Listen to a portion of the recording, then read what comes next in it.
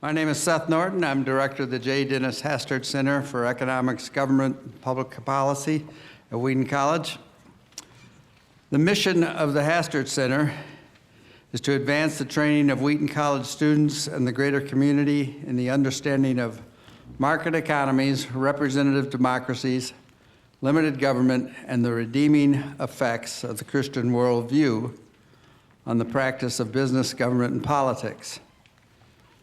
In many contexts, scholars and practitioners treat those four pillars of the Hastert Center as separate ideas, with separate, if not isolated, agendas. This evening, we have the privilege to observe and understand the proposition that those four pillars are not separate. They're not separable. In the material presented this evening, we will observe a remarkable unity among the four pillars of the Hastert Center. It's a story of great coherence. Our speaker this evening is Dr. Wayne Grudem, research professor of theology and biblical studies at Phoenix Seminary. Dr. Grudem is a graduate of Harvard University, where he majored in economics, Westminster Theological Seminary, where he got his Master's of Divinity, the University of Cambridge, where he obtained his PhD in New Testament studies. Prior to teaching at Phoenix Seminary, Dr. Grudem was on the faculty of Trinity Evangelical Divinity School for 20 years. Dr. Grudem has been a prolific author of scholarly papers and books. In 1999, he served as president of the Evangelical Theological Society. His recent book, co-authored with Barry Asmus, The Poverty of Nations, is available at a discounted price in the foyer here this evening. I should add that after 2 decades of doing focused research on the poverty of nations, I can affirm the robust integrity of the economic content of this book. Tonight, Dr. Grudem's address is entitled An Effective Solution to the Poverty of Nations based on Scripture and Economics. After the address, we will have a time of questions and answers. You have forms and paper that in your seats. You can write on those and generate questions. We will have ushers to collect them right after Dr. Grudem's address, and we will spend some time going over those questions. We'll also have opportunity for refreshment afterwards. Let us give a warm Wheaton welcome to Professor Grudem.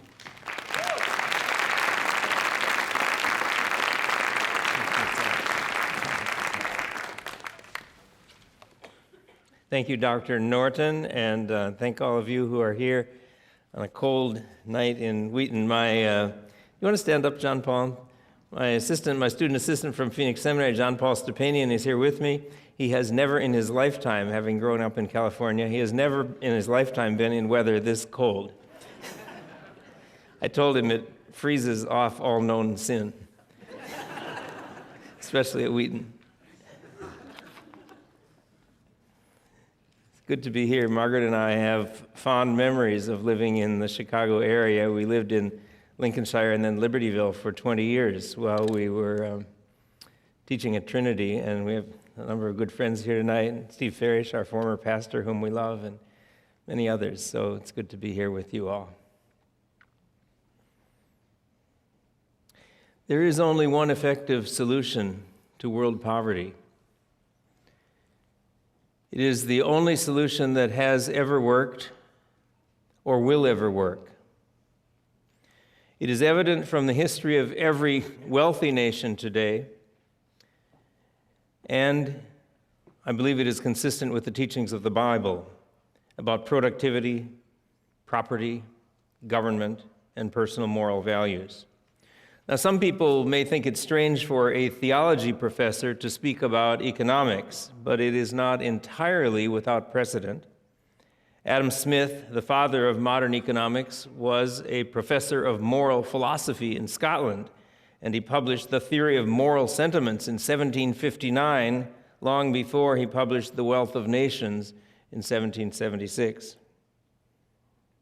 My personal interest in this topic is motivated by the teaching of the Bible. Psalm 41:1 says, "Blessed is the one who considers the poor. In the day of trouble, the Lord delivers him." And Galatians 2:10, when Paul was explaining how his gospel was consistent with the gospel preached by the apostles in Jerusalem, he said, "Only they would have us remember the poor, the very thing I was eager to do." So at the heart of Paul's explanation of what was involved in his gospel preaching as he went from city to city was that he also encouraged people to remember the poor.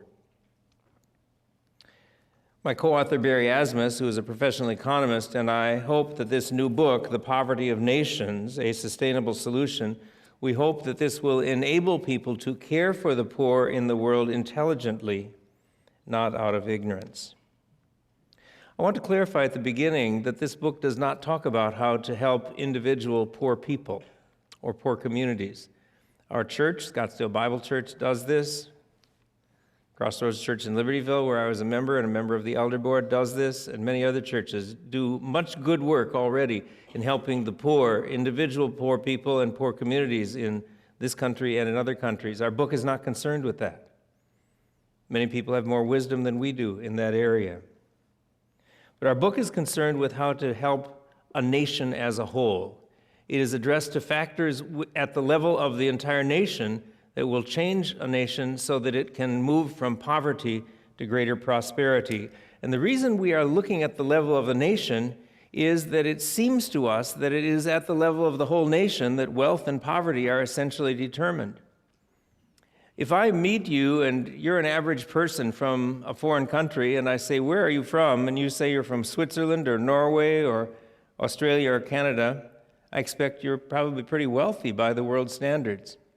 But if I say, "Where are you from?" and you say you're from Botswana or Bangladesh or Haiti, and you're an average person, I expect you're very poor by the world standards. So what is it? What is it about nations as a whole that determines wealth and poverty? And what is it, for instance, that makes a difference between the 12th richest country in the world, South Korea, and the poorest country in the world, North Korea, both living in the same geographical region of the world, both Koreans, both speaking the same language, both having the same cultural background, except since communism took over after World War II. It must be that there are differences in the economic system and the government and the cultural values that are generally believed in the country. So, Barry Asmus and I are not aware of any previous book ever that has addressed poverty at the level of the whole nation and has done so from a Christian point of view. Imagine for a minute that you are an influential person in one of the poor countries of the world. Maybe you're a government official, or maybe you're a professor or a school teacher, or maybe you're a pastor, but you have influence on others and how they think. And you're wondering, what can I do to bring my country from poverty to increasing prosperity? And as soon as you begin to ask that question, you get a lot of conflicting advice from different people. Some people say you need to get more foreign aid. Others say you need to get debt forgiveness. Others say, no, you need to discover more natural resources. No, you need to redistribute money from the rich to the poor in your country. There's too much inequality. No, you should print more money. No, you should blame colonialism. No, you should promote fair trade coffee. And we're saying, after all these ideas, confusing when they come in such an array, we're saying stop, stop, stop, stop. There's only one thing you need to do. You need to increase the productivity of your country so you begin to produce your own wealth and prosperity. And the reason we say that depends on two simple economic concepts that I want to mention. Probably most of you understand these, but just for the sake of clarity, I'll mention. The first one is per capita income. I have that on a map on the chart up here in front of you. Countries by per capita income. Per capita, of course, means per person. And the per capita income in a country is determined by dividing the number of people in the country into the total economic production of the country for a year, and that gives the result of the per person or per capita income. And the question now is, if we look at these countries, the green, such as the United States, Canada, Australia, Europe, the green are prosperous countries, above $20,000 per year per capita income. U.S. is 50,000. And then the blue are medium income countries, Mexico, much of South America, China, Russia. China's per capita income is about 9,000 right now. Mexico about 15 compared to the U.S. at 50. Those are middle income countries. South Africa, Botswana are middle income. And then the red are poor countries, India, for example. And then the dark red are very poor countries, under $3,000 per year per capita income. That's much of sub-Saharan Africa, Afghanistan, Pakistan, North Korea, Haiti. The question is, how can you move from being a low per capita income country, in dark red, like Haiti of $1,300, Uganda $1,400, or Pakistan $2,900 per capita income? How can you move from that category to a low middle income country, India $4,000, to a high middle income country, China $9,000 or Mexico $15,000, to a high per capita income country, Japan $36,000, Germany $39,000, the United States $50,000. The question is, how can you move from one category to another? Now, we admit that per capita income does not tell us everything about a country. If you look at Saudi Arabia, it's green on the map, but we don't learn about the distribution of income. And in fact, in Saudi Arabia, the royal family, small group, holds all the wealth. They have the palaces, they have the jet planes and the yachts, and the rest of the population is trapped in abject poverty. So per capita income doesn't tell us everything, but per capita income is still very important, because as long as per capita income is low, your country is going to remain poor. So that leads us to the second concept, and that is GDP, or gross domestic product. That's the standard measure of what a country produces. It's the final market value. It's the market value of all final goods and services produced within a country in a year. The size of a nation's GDP, or gross domestic product, is the major factor that determines its wealth or poverty, because you divide the population into GDP, and that gives you per capita income. So let me give you an example in very round numbers. Take the Central American country of Honduras. Honduras has 8 million people. Its GDP is $36 billion. 8 million divided into 36 billion gives a per capita income of $4,500 per year. It's a poor country. Now, if the population remains about stable, 8 million, but if Honduras could somehow increase its GDP from 36 billion to 72 billion, if it could double its GDP, then 8 into 72 gives $9,000 per capita income. All of a sudden, it's moved into the middle income category. It's blue on the map then, just by increasing its GDP. Therefore, the focus, if you are a leader in a poor country, or you have influence in a poor country, the focus of your efforts to overcome poverty, your one goal must be increase the production of goods and services in your country, because that is increasing the total GDP, and it will bring your country out of poverty. The most important question then is, if you are a leader in a poor country, focus on this. What will increase your country's GDP? How can your factories produce more? How can your farms produce more every year? You say people can't work any harder than they're working. I know. But there are factors within your country that are hindering them from being productive. So after investigating this for a number of years, Barry Asmus, my co-author, and I first had 37 factors that influence GDP, that influence wealth or poverty in a nation. Then we had 50 factors, and we were giving seminars in Albania, in Peru, in China, in Hungary on this question, getting interaction, very helpful feedback. And finally, we came to this book. We have 79 factors that will increase GDP within a country, factors that a country can give attention to, and for every one of them that improves, they will have an improvement in the total economic production of the country per year. Those 79 factors are on a handout that you received when you came in. I think you have one. If you don't have one, hold up your hand. Maybe just a few, maybe, yeah, around the edges where people came in. And you might be able to share one with somebody.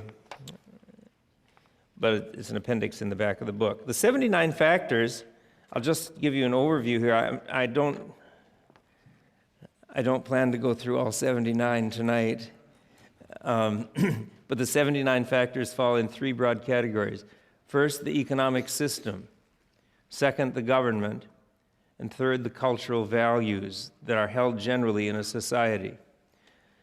The economic system that we are saying will bring your country from poverty to prosperity, the economic system is a free market system. It's not a communist system, not a socialist system. It's not a government-planned and controlled economy. It's a free market system. A free market system that has well-documented private property rights, that has the rule of law so people don't steal from each other or defraud each other. It has a stable currency. It has low taxes. Basically, that's a free market economic system.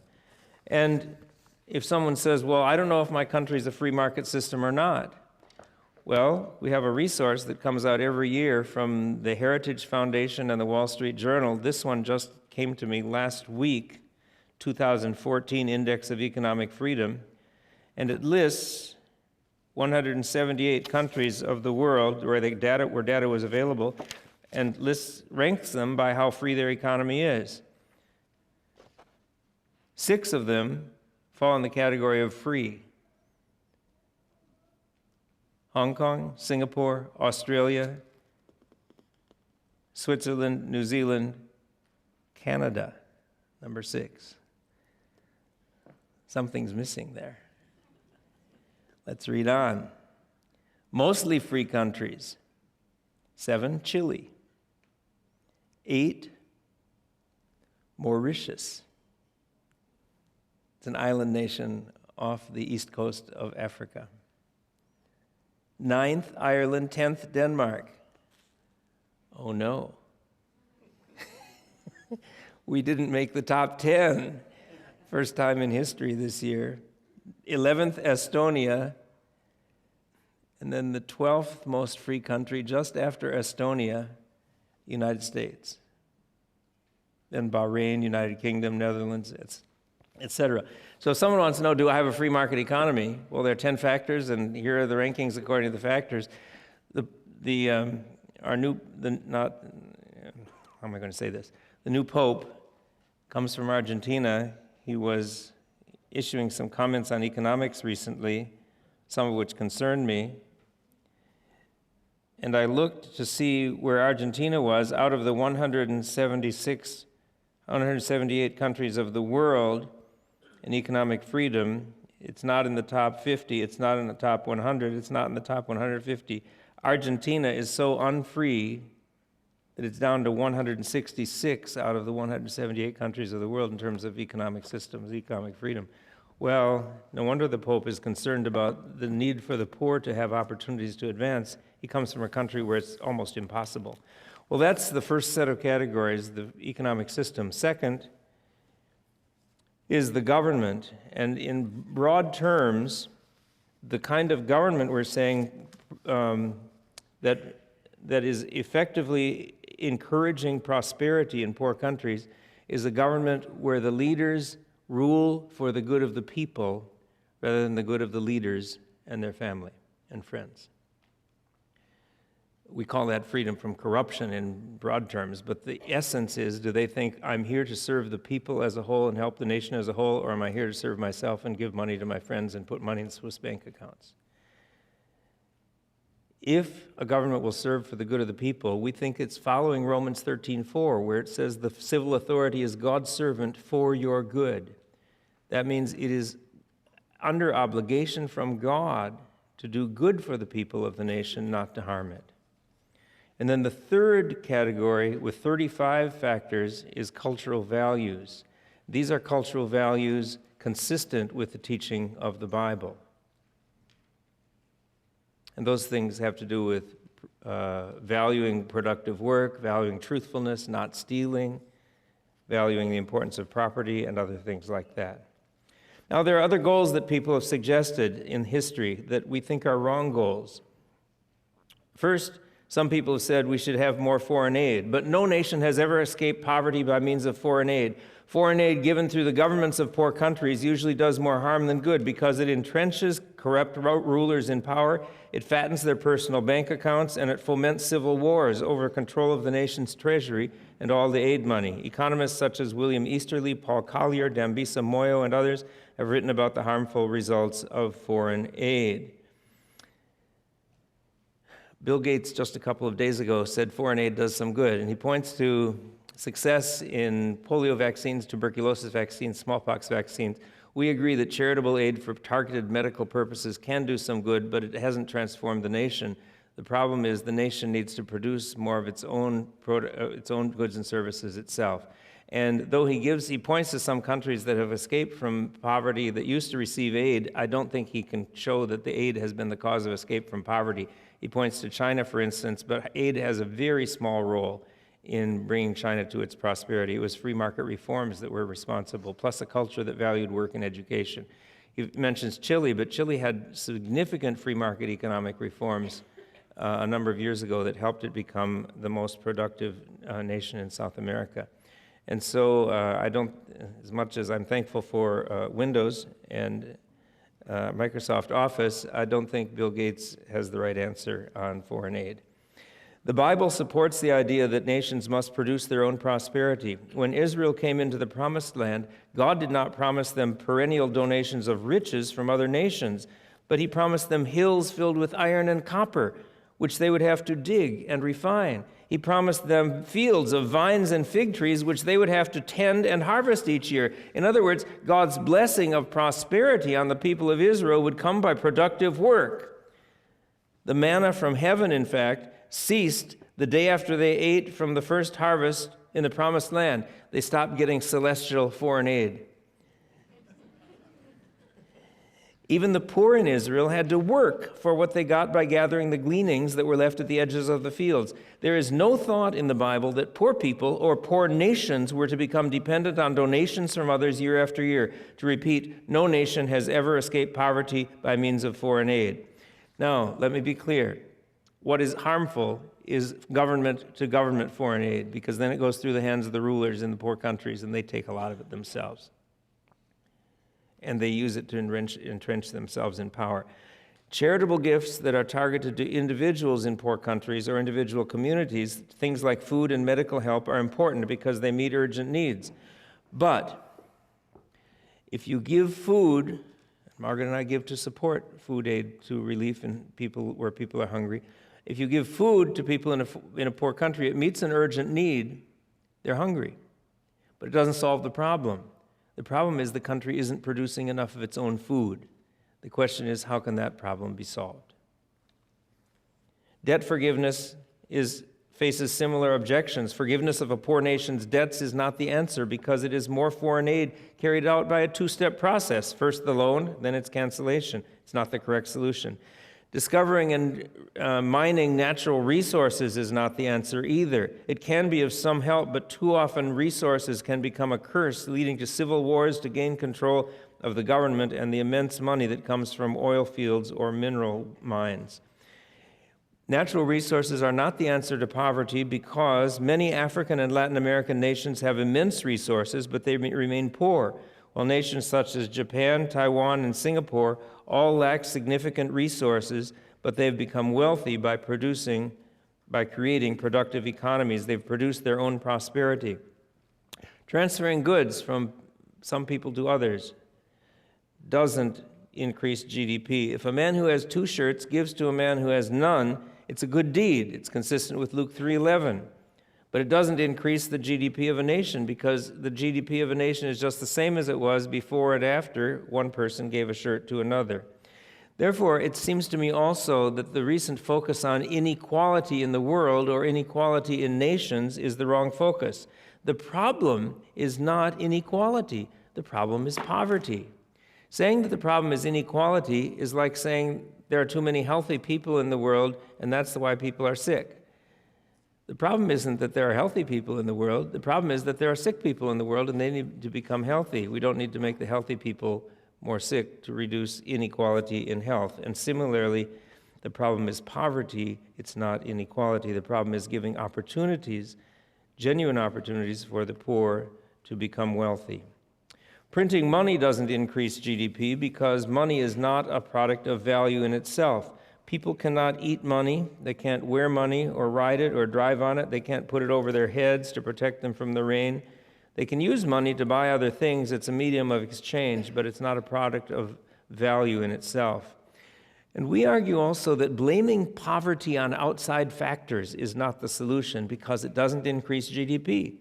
You can blame poverty on colonialism or the world economic system or unfair trade agreements or the world market prices for goods or multinational corporations or rich nations. The analysis of these factors is complex. We go into some detail in the book. But the real question is, what can the poor nation do now, looking forward? How can it continually increase GDP and produce more goods and services of value? That's the main goal. Now, has this ever happened? Has any poor nation ever produced its own prosperity? Yes, it is the only way any nation has ever become wealthy. If we could back this map up 250 years to before 1770, the Industrial Revolution, every nation on the map would be dark red because the whole world was basically poor. And there were a few wealthy kings and nobles and some very few wealthy business people, but most everybody was poor. Then in the late 1700s, some nations began to produce much more. Their factories produced more goods, and their farms produced more food. Their per capita income doubled and tripled and quadrupled and kept on increasing. Britain was the leader, making textiles faster, cheaper, and better than anyone in the world, especially cotton. Many other manufactured products followed in Britain and other countries. Northern Europe, North America began to produce their own prosperity. And the same pattern has continued in the modern era. Japan in 1900 was a poor agricultural economy. And now it's the second largest or third largest economy in the world, was second largest in the late 20th century. And it grew this by manufacturing cars, computers, TVs, cameras, steel, and ships. South Korea, in 1950, South Korea was more impoverished than many African countries. It was one of the world's poorest nations in the 1950s. But today it's the 12th richest nation in the world, and it did this by manufacturing TVs, cars, microwaves, and other products. Chile began to move out of poverty in the 1970s by growing abundant fruits and vegetables for export. And Chile's summers and winters are just opposite to ours and makes a good export for them. Chile will be the first country in South America to go into the wealthy nation or green category on the map. China is growing by producing millions of small manufactured goods. Every nation that has ever escaped poverty has done so by producing its own prosperity. Now, I want to show you a 4-minute overview of the history of the world from Hans Rosling, a Swedish physician and statistician, that will show you this in a graphic form.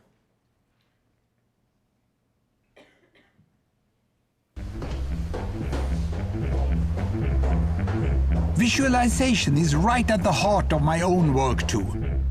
I teach global health. And I know having the data is not enough. I have to show it in ways people both enjoy and understand. Now, I'm going to try something I've never done before.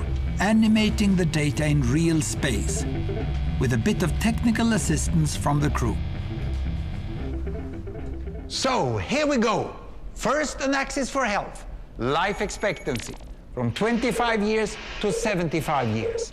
And down here, an axis for wealth, income per person, $400,000, $4,000, and $40,000. So down here is poor and sick, and up here is rich and healthy. Now, I'm going to show you the world 200 years ago, in 1810. Here come all the countries. Europe brown, Asia red, Middle East green, Africa south of Sahara blue, and the Americas yellow. And the size of the country bubble showed the size of the population. And in 1810, it was pretty crowded down there, wasn't it? All countries were sick and poor. Life expectancy were below 40 in all countries, and only UK and the Netherlands were slightly better off, but not much. And now, why start the world? The Industrial Revolution makes countries in Europe and elsewhere move away from the rest. But the colonized countries in Asia and Africa, they are stuck down there. And eventually, the Western countries get healthier and healthier. And now we slow down to show the impact of the First World War and the Spanish flu epidemic. What a catastrophe! And now I speed up through the 1920s and the 1930s. And in spite of the Great Depression, Western countries forge on towards greater wealth and health. Japan and some others try to follow, but most countries stay down here. Now, after the tragedies of the Second World War, we stop a bit to look at the world in 1948. 1948 was a great year. The war was over, Sweden topped the medal table at the Winter Olympics, and I was born. But the differences between the countries of the world was wider than ever. United States was in the front, Japan was catching up. Brazil was way behind, Iran was getting a little richer from oil, but still had short lives. And the Asian giants, China, India, Pakistan, Bangladesh and Indonesia, they were still poor and sick down here. But look what is about to happen. Here we go again. In my lifetime, former colonies gained independence, and then finally they started to get healthier and healthier and healthier. And in the 1970s, then countries in Asia and Latin America started to catch up with the Western countries. They became the emerging economies. Some in Africa follows. Some Africans were stuck in civil war and others hit by HIV. And now we can see the world today in the most up-to-date statistics. Most people today live in the middle, but there are huge differences at the same time between the best of countries and the worst of countries. And there are also huge inequalities within countries. These bubbles show country averages, but I can split them. Take China, I can split it into provinces. There goes Shanghai. It has the same wealth and health as Italy today. And there is the poor inland province Guizhou. It is like Pakistan. And if I split it further, the rural parts are like Ghana in Africa. And yet, despite the enormous disparities today, we have seen 200 years of remarkable progress. That huge historical gap between the West and the rest is now closing. We have become an entirely new converging world. And I see a clear trend into the future. With aid, trade, green technology and peace, it's fully possible that everyone can make it to the healthy, wealthy corner. Well, what you just seen in the last few minutes is a story of 200 countries shown over 200 years and beyond. It involved plotting of 120,000 numbers. Pretty neat, huh?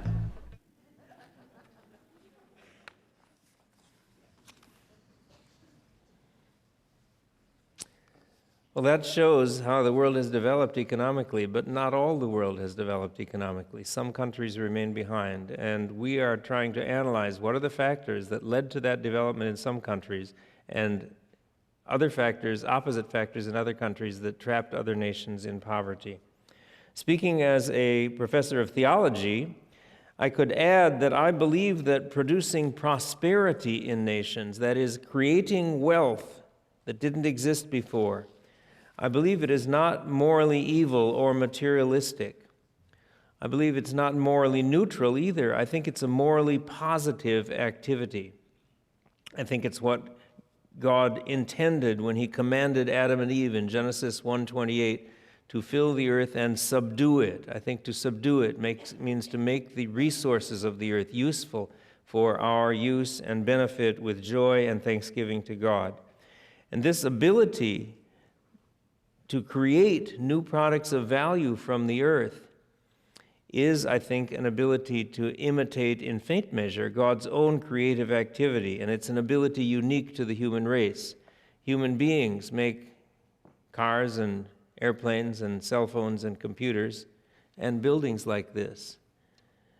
Animals don't do anything of the kind. They don't create products of value. They just eat enough to live and then they die. It's an ability unique to the human race, and it shows something of our excellence, created in the image of God, to be like him. And so when we do that, we increase the productivity of a nation, we increase its GDP, and therefore we increase the wealth of a nation. I went into a shop in Scottsdale, Arizona, where I live recently, and they had these little plastic discs, and they were selling them. And you might think, what's this good for? It's probably worth 5 cents. It might be a small ashtray if I smoked, but I don't smoke, and so it really isn't good for anything. But this little, maybe 5-cent piece of plastic, a man put in a machine and twisted some dials, and out the other end came a $100 lens for my glasses. And he put another one in, and came a $100 lens for the other eye. And when he did that, every time he did that, he increased the GDP of the United States by $100. He created value that did not exist before. It's a uniquely human, God-given, wonderful, amazing activity, and I can see. When a woman in a poor country takes a piece of cloth that she bought for $3 and sews it into a shirt that she sells in the market for $13, she has added $10 to the GDP of that nation. It's creating new wealth, new prosperity that did not exist before. So the key is then, how can that be done? And that's what we are focusing on in this book. I'm watching the time because I want a long time for questions and answers. I think I'll just give one more example of a freedom that the government should protect. That is the freedom to travel and transport goods. John Paul and I drove from O'Hare Airport south on the Tri-State Tollway, then over on I-88 and up on 355, and came over on Roosevelt, and we saw a lot of semis, especially going southbound on 294. There's freedom to transport goods in the United States, and it's an economic benefit. But in the nation of Cameroon, for example, the editor of The Economist magazine, Robert Guest, decided to conduct an experiment. Cameroon's in East Africa. I'm sorry, it's in West Africa on the coast. And he boarded a truck loaded with 30,000 bottles of Guinness beer. And it was supposed to go 300 miles inland to make a delivery. Now, if you had to, what's 300 miles from Chicago? St. Louis. If you had to drive to St. Louis, how long would it take? 5 or 6, it depends on how you drive speed limit. 5 or 6 hours, okay. Well, in Cameroon, it should have taken 18 hours, a day and a half, or really a really long day. It took him 4 days. Why? Because they were stopped 47 times at checkpoints. These are people who self-appointed themselves as inspectors of the safety of trucks. And they piled some oil drums and some tires across the road and then put planks across the road with nails stuck up through the planks, and they wouldn't move them until you had some people are laughing in the audience, you've seen these. Until you had an inspection of your truck and were fined for appropriate violations. At one place, they had to wait 24 hours until the person could be found who would move the planks. Now, what's happening in that country? They arrived, instead of with 30,000 bottles of Guinness beer, they arrived with 20,000 bottles.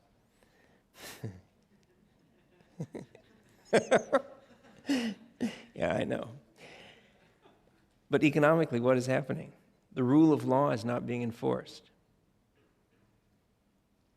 And freedom to travel and transport goods, which is one of the many freedoms we say a country has to enforce, is not being enforced. Germany had similar kinds of tolls until they were abolished in 1835, and now Germany has a free market for goods. But what would happen if somebody up in Libertyville decided to put a roadblock across the Tri-State Tollway and stop and collect a fine for goods going up into Wisconsin? The guy wouldn't last 5 minutes before the state police came and hauled him off, right? So there's effective rule of law in this country. But in Cameroon, everybody that buys a bottle of beer is paying at least 50% more because of the loss of that cargo and the fines that had to be paid and the extra hours that had to be paid for the driver. And while the driver's sitting 24 hours waiting for the checkpoint to be cleared, he's doing no other productive work. He's not producing any economic good for the economy. And the guy who's running the checkpoint and his other friends with guns there are producing nothing good for the economy. They're just extorting money. It's a total drain on the economy. That's one of the freedoms that we say a country has to enforce. So that's just an example of a number of stories that we tell in the book. Well, beliefs that are important, belief that God approves of being able to read, because you should read the Bible. So in Protestant Northern Europe, the emphasis on reading was a great help to economic productivity. Contrast Muslim nations, where in some cases, like in Libya, female illiteracy is still over 50% today, a terrible, tragic loss. Belief that you can pursue your job as a calling from God, belief that you should be honest and diligent at work, belief that workers should be thrifty in time and in money. Those are values that will help an economy grow from poverty to prosperity. Truthfulness, valuing private property and not stealing, many other values. Well, I won't go into any more. I want to stop and give some time for questions, but I want to say something else at the end. At the beginning of the book and the end of the book, Barry Asmus and I say, we do not believe that economic growth and material prosperity are the most important things in the world. Jesus said the first commandment is, you shall love the Lord your God with all your heart and soul and mind and strength. And the second commandment is like unto it, you shall love your neighbor as yourself. Love for God and love for neighbor are more important than material prosperity. We understand that. And in poor countries where they, in some cases, have more love for God and love for neighbor than we do in rich countries, we encourage them to maintain love for God and love for neighbor, not give them up as they strive for greater material prosperity. But if we're going to talk about how to solve poverty, we have to talk about economic growth and development. And that talks about increasing the productivity of a nation. Who can change the beliefs that will lead to change in government and change in society? We believe that pastors in poor countries are very important here because they can have vast influence. They can influence the values that people believe. Conclusion. There is only one effective solution to world poverty. Poor nations must gradually produce their own prosperity. The good news is that many nations are already doing this. And the even better news is that all poor nations are able to do this. But tragically today, millions of poor people around the world remain trapped in lifelong poverty. This is not because people in other nations are rich. It's because people in poor nations are living under heavy, weighty oppression that ultimately, I think, is a spiritual oppression. They are oppressed by economic systems that cannot bring prosperity except for a tiny, despotic elite. They are oppressed by laws and governments that cannot bring prosperity except for a tiny group of privileged rulers. And they are oppressed by dominant cultural beliefs and values that perpetuate poverty and cannot produce prosperity. These poor people of the world are oppressed in their economic system, in their government, and in their false values. It is time to set them free. Thank you.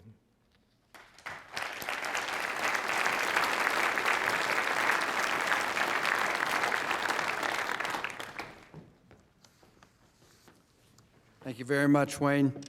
We would like you to ask whatever questions you can. We'd prefer if you would fill out some cards and you pass those into the center aisle. We will have collectors. Heidi and her helpers will bring them forth shortly, so take your time. Print clearly. I don't read so well. And be happy to ask Wayne for amplifications, interpretations, and blessings. So go right ahead. We'd also like to encourage you to fill out the survey forms that you have on your seats as well. They help us. So please do that, and recall that the book, I have read the book. I can attest to its veracity. It was a delight to read, and they are for sale out in the lobby at a discounted price. So please pass those questions in, and we will give Wayne time to address and answer them. Increasing GDP decreases poverty seems a simple idea. Why has the theory not been proposed before?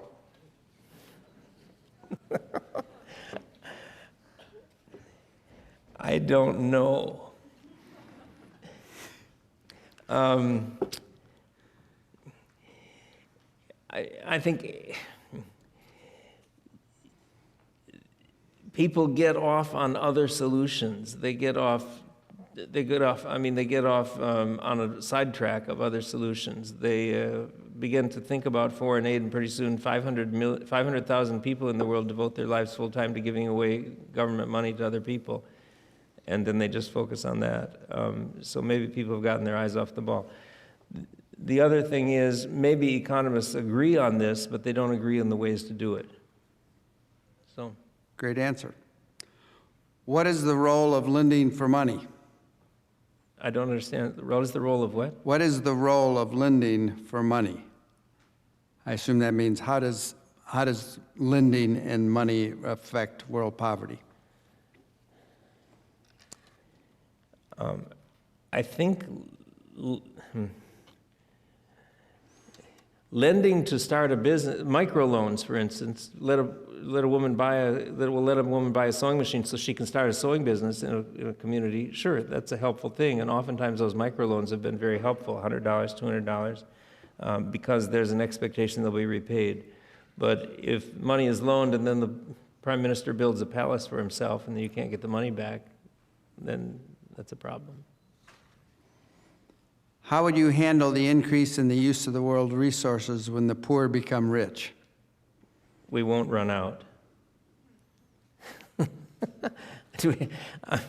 We have a section in our, well, I have another, Lane Dennis, the president of Crossway, is here, and Lane, do you want to just, Lane kindly published this book.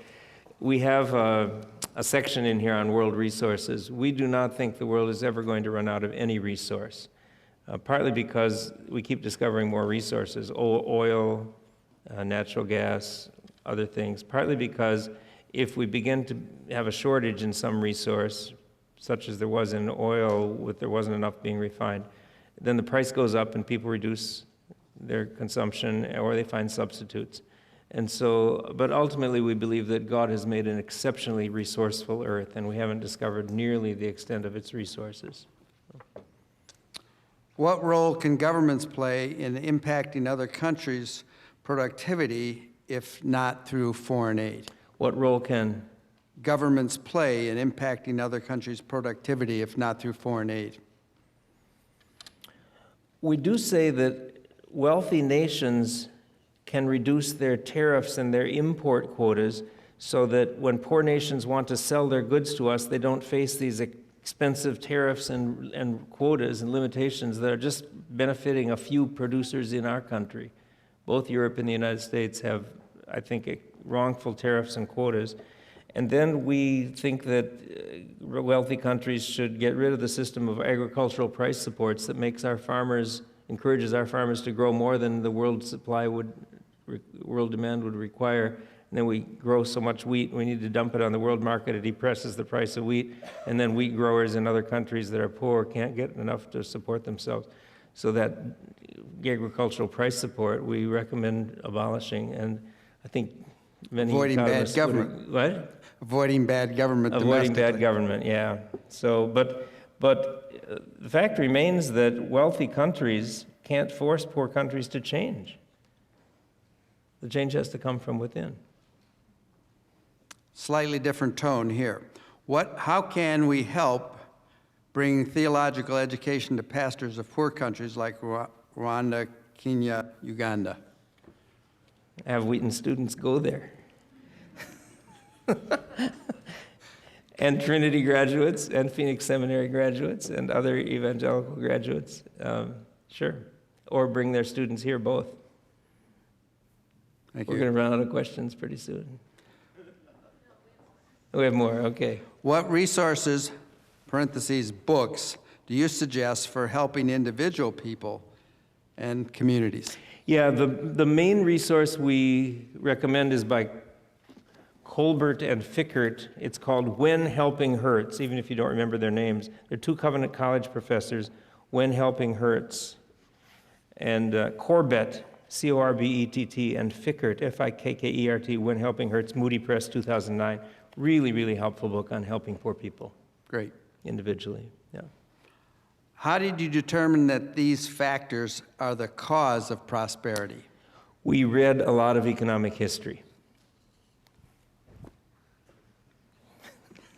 Can you mention one? David Landis, L-A-N-D-E-S, Harvard economic history professor, probably the greatest, most knowledgeable person in the world until he died late last year about the economic development of all different regions of the world. His book is called The Wealth and Poverty of Nations, David L-A-N-D-E-S Landis. And when I was reading this book about why Northern Europe developed, why Southern Europe developed more slowly, why Latin America didn't develop as fast as North America, what happened in Muslim nations, what happened in China, what happened in India. He traces 500-year history of all these different regions of the world.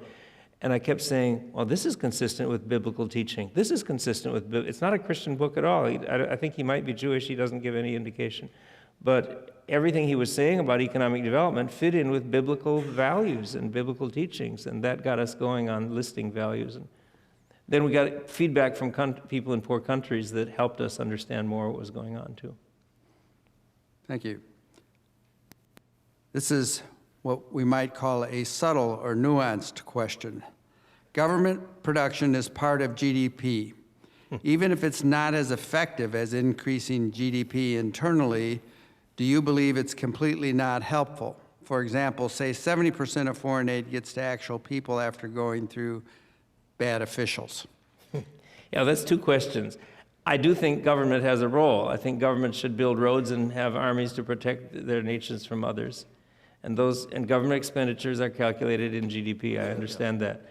The problem is when government expenditures become a greater and greater proportion of the spending of a country, the country loses freedom because if you earn $1,000 and you decide you're going to use some of it to buy groceries and you're going to give some to your church and some to missions and you're going to save some for retirement, well, then you are making morally responsible choices about what to do with that $1,000. And you can make good and bad choices, but you're a morally responsible person. If the government takes the $1,000 from you and buys things for you and then gives them back to you, the government has taken away your right to exercise freedom of choice regarding your economic decisions. And it diminishes your personal accountability and the moral value of your choices.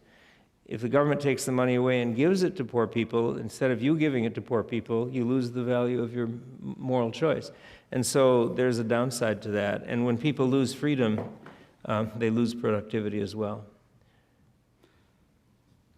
I can't resist this one, having spent my early years in the Belgian Congo. How can you honestly not consider the effects of colonialism? We did consider the effects of colonialism. In some cases it was very harmful, in some cases it was somewhat harmful, in some cases it was largely helpful but somewhat harmful. But what difference does it make now? The question is, go forward. What are you going to do going forward? We've got a long section on colonialism in here with quite a bit of literature. It's too complicated to go into now. It's a very mixed situation. Was Jesus speaking of the world's future when he told his disciples, the poor will always be among you? Yes. Great answer. Because he used the word always, and I think it means always. I don't think he was meaning eternity future in the new heavens and new earth. I think he meant for this age.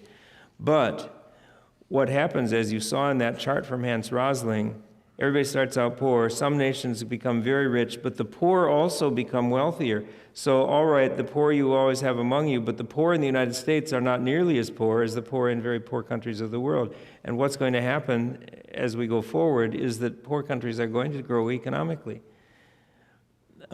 So there will be relatively less prosperous people, no matter what. And human systems are imperfect, economies are imperfect, and there are people who, for various reasons, are unable or unwilling to work, and they'll be poor.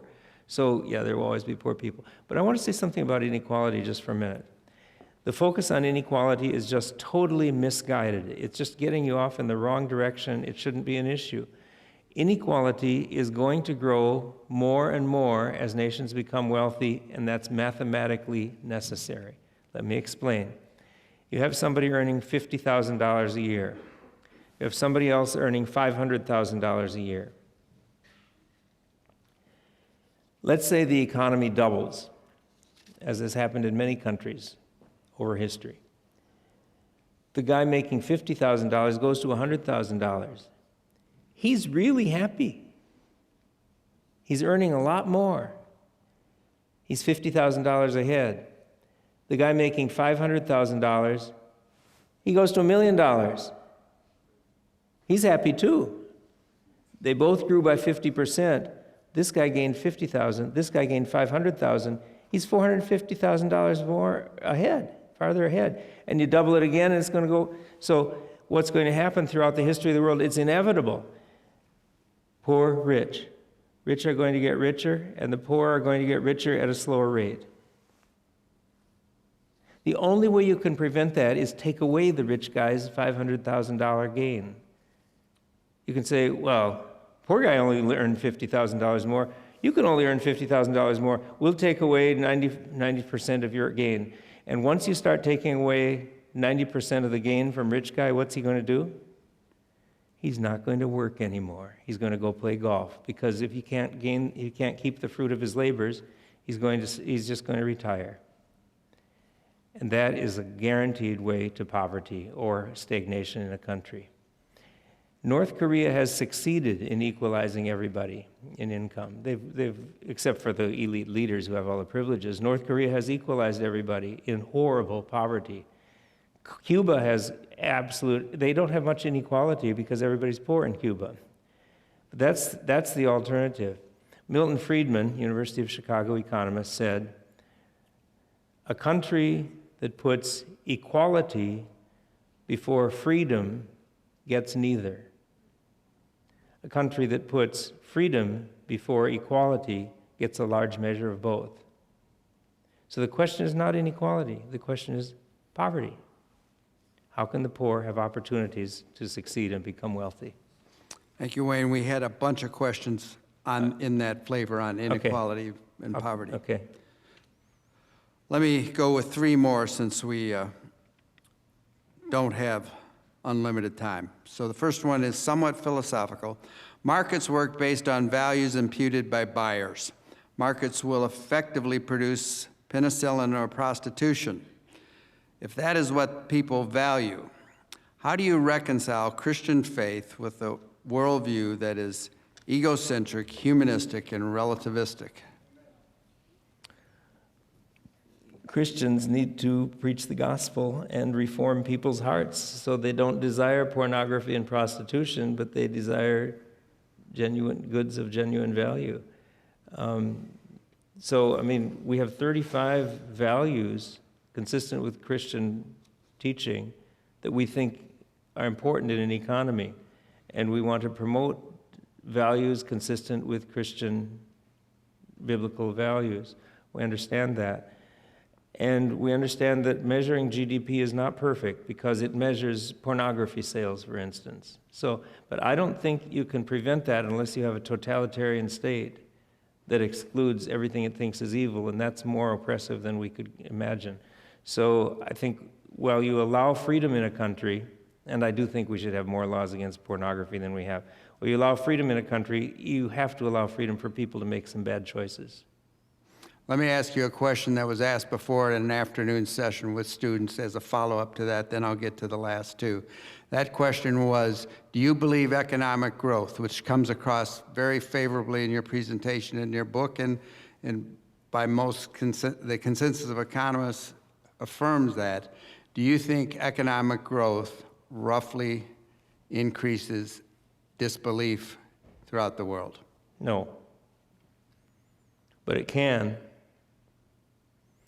And because, you see, United States is still the largest economy in the world. It has one of the largest per capita incomes in the world at $50,000.